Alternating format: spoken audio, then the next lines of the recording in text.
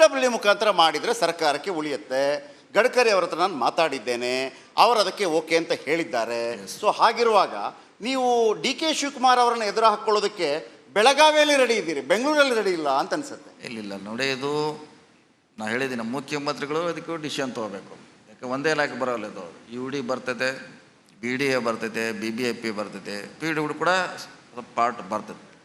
ಅದಕ್ಕೆ ನಮಗೆ ಗಡ್ಕರಿ ಅವ್ರು ಹೇಳಿದರು, ನಾನೊಂದು ಮಾಡಲ್ ಆಗಿ ಇಂಡಿಯಾದಲ್ಲಿ ಫಸ್ಟ್ ಮಾಡಬೇಕು ಟನಲ್ ಬೆಂಗಳೂರಲ್ಲಿ, ನೀವು NOC ಕೊಟ್ಟರೆ ನಾವು ಮಾಡ್ತೀವಿ ಅಂತ ನನಗೆ ಸುಮಾರು ಸಾರಿ ಹೇಳಿದರು.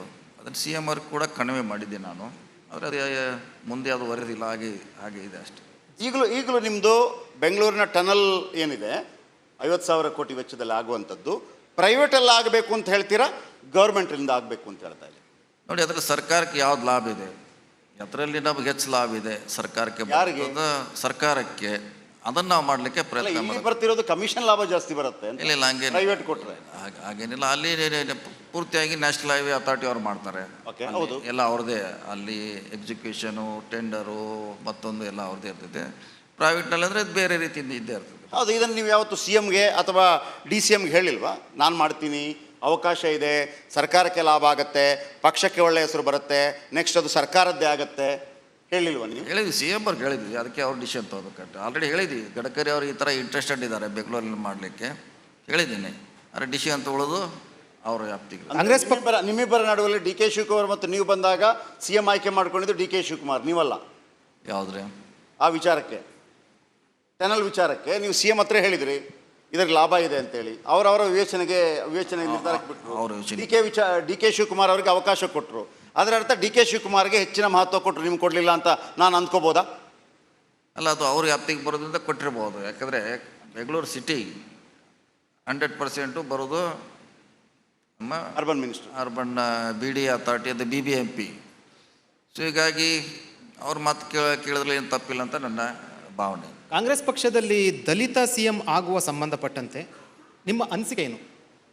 ನೋಡಿ, ಅದು ಪ್ರಶ್ನೆ ಈಗ ಉದ್ಭವ ಆಗೋಲ್ಲ, ಈ ಸದ್ಯ ಅದು ಚರ್ಚೆಯಲ್ಲಿ ಇಲ್ಲ.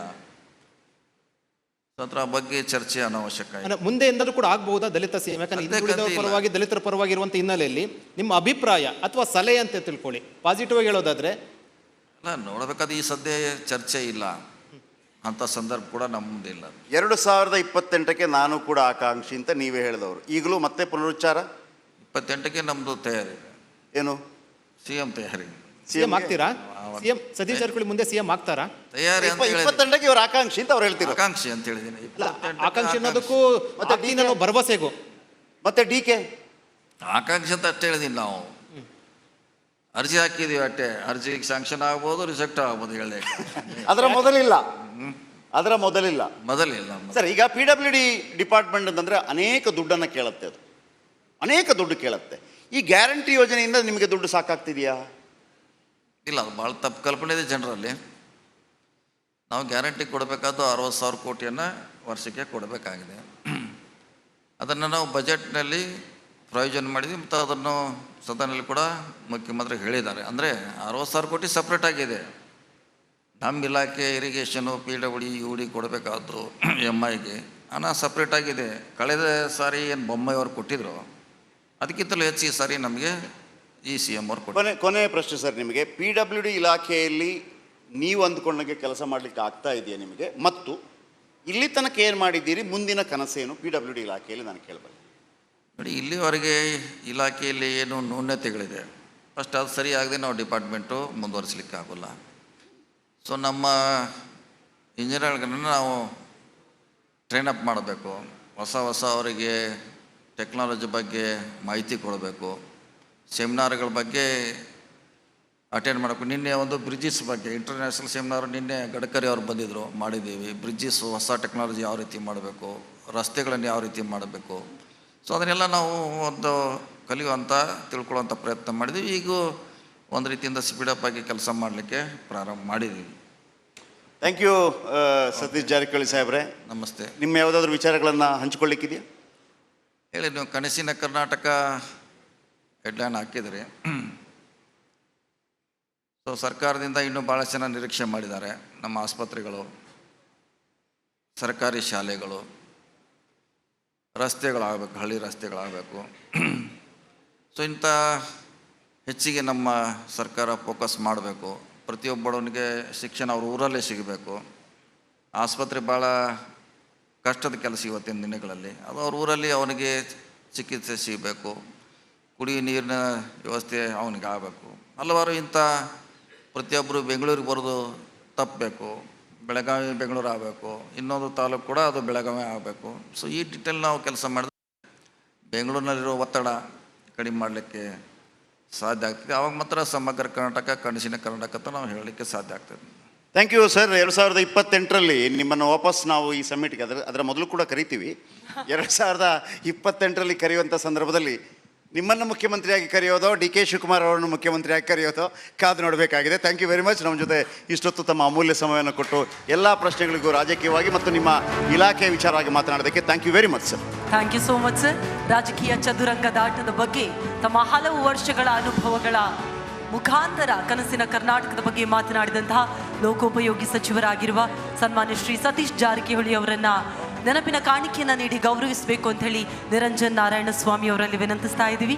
ರಿಪಬ್ಲಿಕ್ ಕನ್ನಡದ ವತಿಯಿಂದ ಈ ಮಹಾ ಸಂಗಮಕ್ಕೆ ಆಗಮಿಸಿ ನಮ್ಮ ಕನಸಿನ ಕರ್ನಾಟಕದ ಬಗ್ಗೆ ಬೆಳಕು ಚೆಲ್ಲಿದ ಕರ್ನಾಟಕ ಸರ್ಕಾರದ ಲೋಕೋಪಯೋಗಿ ಸಚಿವರಾಗಿರುವ ಸನ್ಮಾನ್ಯ ಶ್ರೀ ಸತೀಶ್ ಜಾರಕಿಹೊಳಿ ಅವರಿಗೆ ದಯವಿಟ್ಟು ಪ್ರೀತಿಯ ಚಪ್ಪಾಳೆಯೊಂದಿಗೆ ನೀವೆಲ್ಲರೂ ಧನ್ಯವಾದಗಳನ್ನು ಸಮರ್ಪಿಸಬೇಕು ಅಂತ ವಿನಂತಿಸ್ತಾ ಇದ್ದೀವಿ.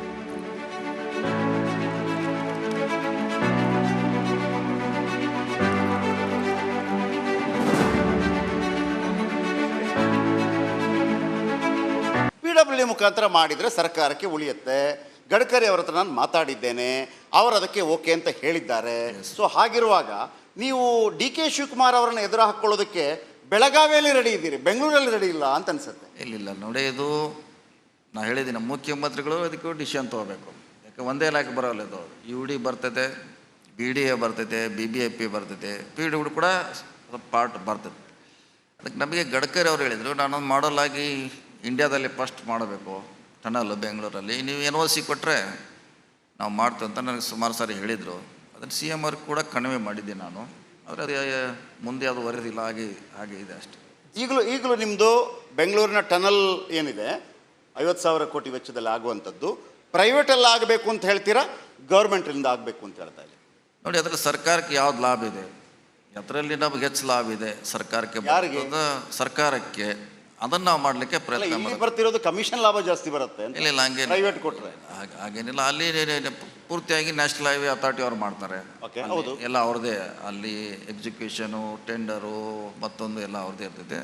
ಪ್ರೈವೇಟ್ನಲ್ಲಿ ಅಂದರೆ ಬೇರೆ ರೀತಿಯಿಂದ ಇದ್ದೇ ಇರ್ತದೆ. ಹೌದು. ಇದನ್ನು ನೀವು ಯಾವತ್ತು CMಗೆ ಅಥವಾ DCMಗೆ ಹೇಳಿಲ್ವಾ, ನಾನು ಮಾಡ್ತೀನಿ, ಅವಕಾಶ ಇದೆ, ಸರ್ಕಾರಕ್ಕೆ ಲಾಭ ಆಗುತ್ತೆ, ಪಕ್ಷಕ್ಕೆ ಒಳ್ಳೆಯ ಹೆಸರು ಬರುತ್ತೆ, ನೆಕ್ಸ್ಟ್ ಅದು ಸರ್ಕಾರದ್ದೇ ಆಗುತ್ತೆ, ಹೇಳಿಲ್ವ ನೀವು? ಹೇಳಿದ್ವಿ, CM ಅವ್ರಿಗೆ ಹೇಳಿದ್ವಿ. ಅದಕ್ಕೆ ಅವ್ರು ಡಿಸಿಷನ್ ತೊಗೋಬೇಕಂತ ಆಲ್ರೆಡಿ ಹೇಳಿದ್ವಿ. ಗಡ್ಕರಿ ಅವರು ಈ ಥರ ಇಂಟ್ರೆಸ್ಟೆಡ್ ಇದ್ದಾರೆ ಬೆಂಗಳೂರಲ್ಲಿ ಮಾಡಲಿಕ್ಕೆ ಹೇಳಿದ್ದೀನಿ. ಆದರೆ ಡಿಸಿಷನ್ ತೊಗೊಳ್ಳೋದು ಅವರ ವ್ಯಾಪ್ತಿಗೆ. ಕಾಂಗ್ರೆಸ್ ನಿಮ್ಮಿಬ್ಬರ ನಡುವಲ್ಲಿ ಡಿ ಕೆ ಶಿವಕುಮಾರ್ ಮತ್ತು ನೀವು ಬಂದಾಗ CM ಆಯ್ಕೆ ಮಾಡ್ಕೊಂಡಿದ್ದು ಡಿ ಕೆ ಶಿವಕುಮಾರ್, ನೀವಲ್ಲ. ಯಾವುದ್ರಿ? ಆ ವಿಚಾರಕ್ಕೆ, ಟನಲ್ ವಿಚಾರಕ್ಕೆ ನೀವು CM ಹತ್ರ ಹೇಳಿದ್ರಿ ಇದ್ರಿಗೆ ಲಾಭ ಇದೆ ಅಂತೇಳಿ. ಅವರವರ ವಿವೇಚನೆ ನಿರ್ಧಾರಕ್ಕೆ ಬಿಟ್ಟರು. ಡಿ ಕೆ ಶಿವಕುಮಾರ್ ಅವರಿಗೆ ಅವಕಾಶ ಕೊಟ್ಟರು. ಅದರ ಅರ್ಥ ಡಿ ಕೆ ಶಿವಕುಮಾರ್ಗೆ ಹೆಚ್ಚಿನ ಮಹತ್ವ ಕೊಟ್ಟರು, ನಿಮ್ಗೆ ಕೊಡಲಿಲ್ಲ ಅಂತ ನಾನು ಅಂದ್ಕೋಬೋದಾ? ಅಲ್ಲ, ಅದು ಅವ್ರ ವ್ಯಾಪ್ತಿಗೆ ಬರೋದ್ರಿಂದ ಕೊಟ್ಟಿರ್ಬೋದು. ಯಾಕಂದರೆ ಬೆಂಗಳೂರು ಸಿಟಿ 100% ಬರೋದು ನಮ್ಮ urban minister, urban BDA authority, ಅದು BBMP. ಸೊ ಹೀಗಾಗಿ ಅವ್ರ ಮಾತು ಕೇಳಿದ್ರೆ ಏನು ತಪ್ಪಿಲ್ಲ ಅಂತ ನನ್ನ ಭಾವನೆ. ಕಾಂಗ್ರೆಸ್ ಪಕ್ಷದಲ್ಲಿ ದಲಿತ CM ಆಗುವ ಸಂಬಂಧಪಟ್ಟಂತೆ ನಿಮ್ಮ ಅನಿಸಿಕೆ ಏನು? ನೋಡಿ, ಅದು ಪ್ರಶ್ನೆ ಈಗ ಉದ್ಭವ ಆಗೋಲ್ಲ. ಈ ಸದ್ಯ ಅದು ಚರ್ಚೆಯಲ್ಲಿ ಇಲ್ಲ. ಅದರ ಬಗ್ಗೆ ಚರ್ಚೆ ಅನಾವಶ್ಯಕ. ಮುಂದೆ ಎಂದಾದ್ರೂ ಕೂಡ ಆಗಬಹುದಾ ದಲಿತ CM? ಯಾಕಂದ್ರೆ ಹಿಂದುಳಿದವರ ಪರವಾಗಿ, ದಲಿತರ ಪರವಾಗಿ ಇರುವಂಥ ಹಿನ್ನೆಲೆಯಲ್ಲಿ ನಿಮ್ಮ ಅಭಿಪ್ರಾಯ ಅಥವಾ ಸಲಹೆ ಅಂತ ತಿಳ್ಕೊಳ್ಳಿ, ಪಾಸಿಟಿವ್ ಆಗಿ ಹೇಳೋದಾದ್ರೆ. ಅಲ್ಲ, ನೋಡಬೇಕಾದ್ರೆ ಈ ಸದ್ಯ ಚರ್ಚೆ ಇಲ್ಲ, ಅಂಥ ಸಂದರ್ಭ ಕೂಡ ನಮ್ಮ ಮುಂದೆ ಇಲ್ಲ. 2028ಕ್ಕೆ ನಾನು ಕೂಡ ಆಕಾಂಕ್ಷಿ ಅಂತ ನೀವೇ ಹೇಳಿದವರು. ಈಗಲೂ ಮತ್ತೆ ಪುನರುಚ್ಚಾರ? 28ಕ್ಕೆ ನಮ್ಮದು ತಯಾರಿ. ಏನು? CM ತಯಾರಿ. CM ಆಗ್ತೀರಾ? CM ಸತೀಶ್ ಜಾರಕಿಹೊಳಿ ಮುಂದೆ CM ಆಗ್ತಾರಾ? ತಯಾರಿ ಅಂತ 28ಕ್ಕೆ ಇವರು ಆಕಾಂಕ್ಷಿ ಅಂತ ಅವ್ರು ಹೇಳ್ತೀರಾ? ಆಕಾಂಕ್ಷಿ ಅಂತ ಹೇಳಿದ್ದೀನಿ. ಆಕಾಂಕ್ಷಿ ಅನ್ನೋದಕ್ಕೂ ಮತ್ತೆ ಭರವಸೆಗೂ ಮತ್ತೆ DK ಆಕಾಂಕ್ಷಿ ಅಂತ ಅಷ್ಟೇ ಹೇಳಿದೀನಿ. ನಾವು ಅರ್ಜಿ ಹಾಕಿದೀವಿ ಅಷ್ಟೇ. ಅರ್ಜಿಗೆ ಸ್ಯಾಂಕ್ಷನ್ ಆಗ್ಬೋದು, ರಿಜೆಕ್ಟ್ ಆಗ್ಬೋದು. ಹೇಳಿ, ಅದರ ಮೊದಲಿಲ್ಲ. ಸರ್, ಈಗ PWD ಡಿಪಾರ್ಟ್ಮೆಂಟ್ ಅಂತಂದರೆ ಅನೇಕ ದುಡ್ಡನ್ನು ಕೇಳುತ್ತೆ. ಅದು ಅನೇಕ ದುಡ್ಡು ಕೇಳುತ್ತೆ. ಈ ಗ್ಯಾರಂಟಿ ಯೋಜನೆಯಿಂದ ನಿಮಗೆ ದುಡ್ಡು ಸಾಕಾಗ್ತಿದೆಯಾ? ಇಲ್ಲ, ಅದು ಭಾಳ ತಪ್ಪು ಕಲ್ಪನೆ ಇದೆ ಜನರಲ್ಲಿ. ನಾವು ಗ್ಯಾರಂಟಿ ಕೊಡಬೇಕಾದ್ದು 60,000 ಕೋಟಿಯನ್ನು ವರ್ಷಕ್ಕೆ ಕೊಡಬೇಕಾಗಿದೆ. ಅದನ್ನು ನಾವು ಬಜೆಟ್ನಲ್ಲಿ ಪ್ರಯೋಜನ ಮಾಡಿದ್ವಿ ಮತ್ತು ಅದನ್ನು ಸದನಲ್ಲಿ ಕೂಡ ಮುಖ್ಯಮಂತ್ರಿ ಹೇಳಿದ್ದಾರೆ. ಅಂದರೆ 60,000 ಕೋಟಿ ಸಪ್ರೇಟ್ ಆಗಿದೆ. ನಮ್ಮ ಇಲಾಖೆ ಇರಿಗೇಷನು, PWD, UD ಕೊಡಬೇಕಾದ್ರು MIಗೆ ಹಣ ಸಪ್ರೇಟ್ ಆಗಿದೆ. ಕಳೆದ ಸಾರಿ ಏನು ಬೊಮ್ಮಾಯಿಯವ್ರು ಕೊಟ್ಟಿದ್ರು ಅದಕ್ಕಿಂತಲೂ ಹೆಚ್ಚು ಈ ಸಾರಿ ನಮಗೆ ಈ CM ಅವ್ರು ಕೊಟ್ಟರು. ಕೊನೆಯ ಪ್ರಶ್ನೆ ಸರ್, ನಿಮಗೆ PWD ಇಲಾಖೆಯಲ್ಲಿ ನೀವು ಅಂದ್ಕೊಂಡಂಗೆ ಕೆಲಸ ಮಾಡಲಿಕ್ಕೆ ಆಗ್ತಾ ಇದೆಯಾ ನಿಮಗೆ? ಮತ್ತು ಇಲ್ಲಿ ತನಕ ಏನು ಮಾಡಿದ್ದೀರಿ, ಮುಂದಿನ ಕನಸೇನು PWD ಇಲಾಖೆಯಲ್ಲಿ ನಾನು ಕೇಳಬಲ್ಲೆ? ನೋಡಿ, ಇಲ್ಲಿವರೆಗೆ ಇಲಾಖೆಯಲ್ಲಿ ಏನು ನ್ಯೂನತೆಗಳಿದೆ, ಫಸ್ಟ್ ಅದು ಸರಿಯಾಗದೆ ನಾವು ಡಿಪಾರ್ಟ್ಮೆಂಟು ಮುಂದುವರಿಸಲಿಕ್ಕೆ ಆಗೋಲ್ಲ. ಸೊ ನಮ್ಮ ಇಂಜಿನಿಯರ್ಗಳನ್ನ ನಾವು ಟ್ರೈನಪ್ ಮಾಡಬೇಕು, ಹೊಸ ಅವರಿಗೆ ಟೆಕ್ನಾಲಜಿ ಬಗ್ಗೆ ಮಾಹಿತಿ ಕೊಡಬೇಕು, ಸೆಮಿನಾರ್ಗಳ ಬಗ್ಗೆ ಅಟೆಂಡ್ ಮಾಡಬೇಕು. ನಿನ್ನೆ ಒಂದು ಬ್ರಿಡ್ಜಸ್ ಬಗ್ಗೆ ಇಂಟರ್ನ್ಯಾಷನಲ್ ಸೆಮಿನಾರ್ ನಿನ್ನೆ ಗಡ್ಕರಿ ಅವರು ಬಂದಿದ್ದರು, ಮಾಡಿದ್ದೀವಿ. ಬ್ರಿಡ್ಜಸ್ ಹೊಸ ಟೆಕ್ನಾಲಜಿ ಯಾವ ರೀತಿ ಮಾಡಬೇಕು, ರಸ್ತೆಗಳನ್ನು ಯಾವ ರೀತಿ ಮಾಡಬೇಕು, ಸೊ ಅದನ್ನೆಲ್ಲ ನಾವು ಒಂದು ಕಲಿಯುವಂಥ ತಿಳ್ಕೊಳ್ಳುವಂಥ ಪ್ರಯತ್ನ ಮಾಡಿದ್ದೀವಿ. ಈಗ ಒಂದು ರೀತಿಯಿಂದ ಸ್ಪೀಡಪ್ ಆಗಿ ಕೆಲಸ ಮಾಡಲಿಕ್ಕೆ ಪ್ರಾರಂಭ ಮಾಡಿದ್ದೀವಿ. ಥ್ಯಾಂಕ್ ಯು ಸತೀಶ್ ಜಾರಕಿಹೊಳಿ ಸಾಹೇಬ್ರೆ. ನಮಸ್ತೆ. ನಿಮ್ಮ ಯಾವುದಾದ್ರೂ ವಿಚಾರಗಳನ್ನು ಹಂಚಿಕೊಳ್ಳಿಕ್ಕಿದೆಯಾ?